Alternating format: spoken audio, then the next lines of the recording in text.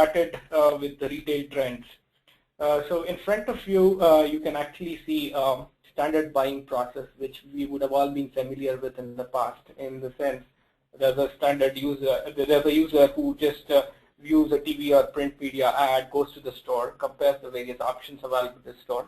The user might probably, or the customer might probably go to 2 or 3 different stores and choose the best option which he or she thinks is to be chosen. So and finally, the buyer buys and aligns with the brand. So this was the buying process in the past before the multiple media and channels got into existence in the recent in the latest decade. Now let me go to the following slide in terms of how the current buying behavior looks. Right, so the buyer process itself looks rather than before going to the behavior. So the current process, if you see, there are a lot of avenues through which the buyer can actually get to know the information. He does a lot of things. He goes to the net, searches in terms of the details about the product. He goes to the print ad and he actually sees the product there. He goes to another website and probably looks to the ratings, reviews, and things like that. He probably downloads an app which is from a specific retailer and kind of sees if there are any promotions out there. And finally, he might end up buying on a website. He might go to a shop and buy it, or buy it from the various different channels. What I'm trying to impress in this slide is primarily that it's no more a single linear experience, but it is an experience which involves multiple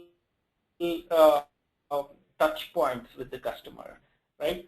So the unique challenge out here for the retailers is to be able to give a seamless experience for their end customers across these different channels. If the end customer does not get a good experience on any one of these areas, let's say there's a review which is put on the site, which on a specific site which is not so good about a product, there's a good likelihood that the bunch of customers are not going to buy the specific product.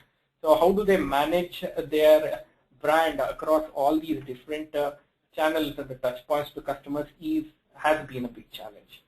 So towards this, let me also add in some more things, which is primarily in terms of the buyer behavior part of it, which complements the actual way the buyer experience is right now.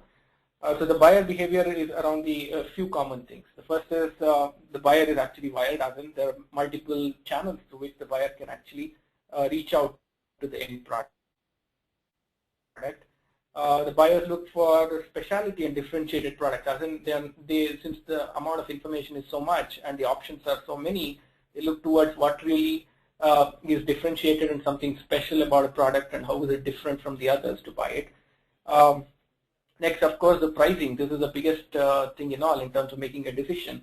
And where do they get the best price? Where is the product available at the best price? So that is the buying part of it from the pricing perspective. The users are vocal about their opinions, as in terms of the ratings, reviews, and shooting up details in the customer forums. The buyers do make informed decisions given the amount of information they have. They do a lot of searches and decide on what they would want to purchase. And of course, time is of essence. As in, let's say there are repeat things, as in the weekly grocery shopping. I mean, if it could be done from the access with the maximum convenience, that is what is chosen as against standing in long aisles at a specific store. So these are some of the things where the buyer behaviors are turning towards, and around this, given the way the buying behavior has changed from what it was, the retailers have to do things to be able to reach out to the customers.